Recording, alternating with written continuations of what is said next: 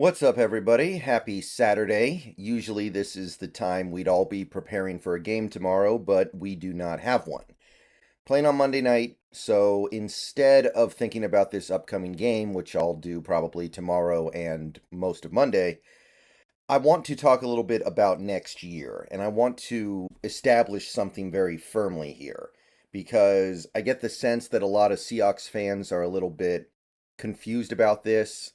There seems to be a little bit of a misunderstanding here.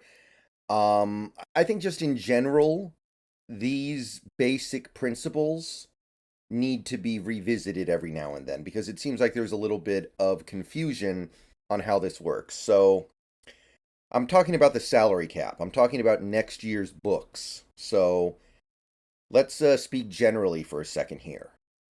Earlier this offseason, you guys may remember that we restructured three players' contracts. It was Tyler Lockett, Quandre Diggs, and Jamal Adams. I made videos about those restructures as they happened, and I basically went over how those restructures freed up cap space in the current year. Now, that does one thing that should be fairly obvious. When you restructure a contract, you push that money into future seasons.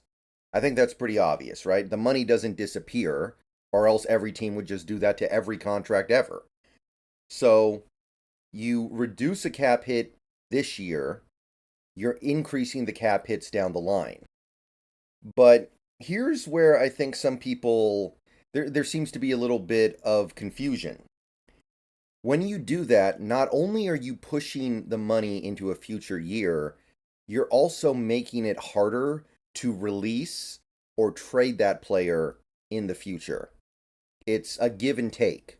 Not only are you pushing the cap hit to a future year, you're also making it more expensive for you to part ways with the player in the future. So really, players, they like it when they get restructured because it solidifies their spot on the roster even more. It makes it less likely they get released. And if they do get released, they get more money.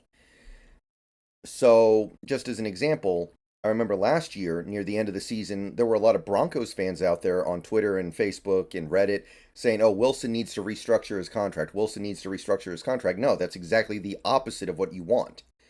You want to keep your options as open as possible, as soon as possible with Russell Wilson the way he was playing. If you restructure him, you're just marrying yourself further to him in all in the name of minor savings in the short term. So let's look at the 2024 books here. Let's take a look at some of the top paid players. And I want to focus in on these guys in particular because you guys see the comments on all the social media sites. You guys see the sentiment from a decent number of fans, not a majority, but I see the comments all the time.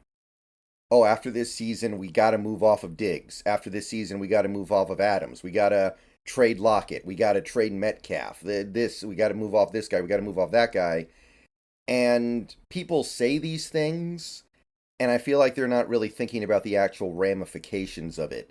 They're just saying something they would like to do in like a in like a video game where I mean you can't even do that in Madden because there's dead cap stuff in Madden too, but just like they're playing Mutt or something. They're playing like Madden Ultimate Team and they're putting together their team and they're like, "Oh, I don't like this player anymore. I'm going to put him on the bench and get this player." This is not Mutt. This is real life. So let's take a look at some stuff here. So the DK Metcalf stuff is rare. There are a handful of people out there who go, "Oh, he's not that good," or he's too much of a distraction. He's a bad personality for the lot." People say stuff, right? So DK Metcalf, his cap hit next year is 24.5 million. If you cut him, you owe him 23 million. So you saved $1.5 million. And if you trade him, it's the same, by the way. For a vast majority of players, cutting and trading is the same thing. So you just let one of your best players go to save $1.5 million. You're still basically paying him the same amount you did before. So, no, that's not going to happen. Okay, Quandre Diggs. Now, this is one that happens a little more often. People say, oh, we got to get off Quandre Diggs. This has to be the last year of Diggs. Guys, that kind of went out the door, or at the very least became a lot less likely when we restructured him. If you take a look at his cap hit next year, 21 and a quarter. If he is cut, the dead money is 10 and a quarter. Now, this one's at least a little more feasible because it's still 11 million saved, so you're saving more than half of the cap hit. But before you restructured Diggs, the dead cap number would have been like 4.1 million. It would have been very small, very reasonable. In fact, I think there's a very good chance we would have done that. So the team chose to drastically increase the dead cap hit if Quandre Diggs is released next off season rather. So the odds of them turning around and then deciding, you know what, we want to release him now, seems kind of unlikely. And if they do, that's pretty poor planning on their part. It was one thing to do it with Shelby Harris and Gabe Jackson, but Quandre Diggs, that's quite a bit of extra dead money. Jamal Adams. I know that there are going to be some people in my comment section who hate me saying this, but I'm sorry, guys. We basically married ourselves to Jamal Adams when we restructured him a few weeks ago. That was the price of us clearing that cap space. As of right now, Jamal Adams' cap hit next year is about 27 million. We owe him 21 if we release him or trade him. So we save about $6.1 million. So we're still basically paying him almost his full salary. The only difference is he won't be here. So even if you don't like him or you think he's going to get hurt again, how little would he have to be worth for you to decide, you know what, I'm going to pay you $21 million to just not be here? Tyler Lockett, another one. And I know there aren't that many people out there that talk about Lockett, but I get the comment sometimes that, hey, I think we need to think about trading Lockett or cutting Lockett or moving off Lockett next year. He's getting older, da-da-da-da-da. This is how we save money. No, we restructured him too. As of right now, his cap hit next year is going to be 27 million, just under 27. We still owe him about 20. Call it 19 and 3/4 if we release him or trade him. $7.1 million in savings. So you're still paying him a pretty large majority of his salary, whether he's here or not. So he may as well be here. Because I think we all agree, even the anti-Lockett people can agree, he's got some stuff to give. He still has some stuff to give that's good.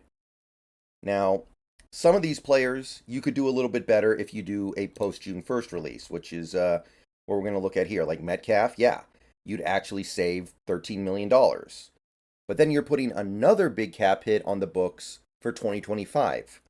So the cap hit's still going to be there. It's just going to be cut in half and spread out over 2 years. So is that something you really want to do too when you can just keep the player who's on pace to have almost 1,400 yards this year? And is, by the way, I know Hawks Nest says this all the time, but it's true, off to one of the best starts of any receiver in NFL history. Quandre Diggs, there's no difference between pre and post June 1st. Jamal Adams, okay. We're making progress here. 10.5 million dead if released post June 1st designation, but that just means you're going to have 10.5 million dead next year and 10.5 million dead the year after. So again, it's just not something you're going to do unless you are in a position where you truly believe the player has no value. So understand what that commitment means. That's the point of this video. That's what I'm trying to convey here.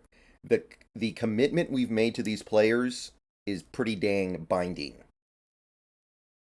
Tyler Lockett, another one. Yeah, you could save a decent amount of money. You'd only owe him 10 million dead if you released him or traded him next year. $17 million saved. Okay, now we're cooking, but then you're going to have another 10 million dead on the 2025 books. And generally speaking, having a lot of dead money, having a lot of money tied up on the cap this way is not the way the Seahawks like to do business. You know that, honestly, the restructures that Schneider did, he had to do earlier this offseason, you know it kind of killed him. You know he probably didn't like doing it. You know it probably made him sick to do it, but he had to do it. So this stuff, if he doesn't have to do it, I don't think so. I don't think he wants to be putting $30 million in dead cap on the 2025 books a year before you even get to 2025. Because if you're talking about guys like Diggs and Adams and Lockett and Metcalf, it's going to be like 10 million dead per head to get off those guys in 2024 with the post June 1st cut. So if you want to look for guys, now if you're not just here trying to run somebody down like, oh, I hate DK Metcalf because I don't like the stuff he does off outside of the football play, so I want to run him out of town, or I hate this Jamal Adams because he gets hurt too much and I don't like how he plays, or I hate, if you're not just looking to run somebody out of town and you're trying to find guys who genuinely would save the Seahawks money if let go, then the guys you should be looking at are Will Dissly, 3.1 dead, 7 million savings, just straight up. Pre-June 1st, post-June 1st makes no difference. Julian Love, 2.4 million dead if released, 5.7 million saved. Brian Monet, 500K dead, 6 million saved, 5.9 technically. Jaron Reed, 1.5 million dead, 4.5 million saved. Those are the guys that make sense to look at here. Not these guys at the top who maybe they're not earning every penny of those contracts right now. I understand that. I'm not doubting that, hey, I'd like to see more from Quandre Diggs. I'd love to see, well, we got to see something from Jamal Adams. Metcalf and Lockett I'm pretty much fine with personally, and I don't fully understand the hate those guys get sometimes. But just understand that just because you say something should be done, that doesn't mean it can be done. And in a lot of these cases, it can't be done. In order to field the team that the Seahawks have this year, they had to make some concessions with these guys on their long-term deals. They had to commit to them beyond just 2023 when, before they did those restructures, yeah, we could have seen something happen. Diggs and Adams both could have gone formerly. All right, so that's my salary cap school for the day, I guess. I just wanted to really hammer this stuff home. Really make it understood that there was a cost to putting this team together. There was a cost to bringing back Geno Smith, extending Uchenna Nwosu, bringing in Draymond Jones. Even a guy like Witherspoon, who is on a rookie deal, he's still actually a pretty big cap hit on this team because he was a top 5 pick. So in order to do those things and have a little bit of cap flexibility now to go get somebody, which we probably will eventually, we had to give something up. And what we gave up was the ability to move off of Diggs, Adams, and to a certain extent Lockett next offseason.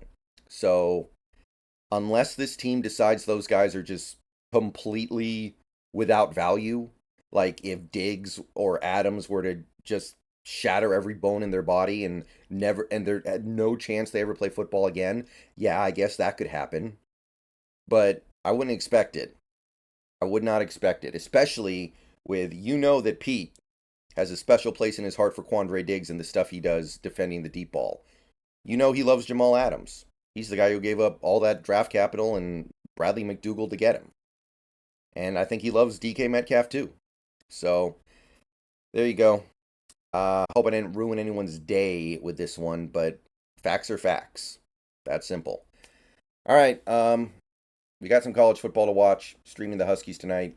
Gonna get some injury updates later today, hopefully. And hopefully we get some good news. But yeah, hope you like these guys. They're not going anywhere. See you guys later. Go Hawks.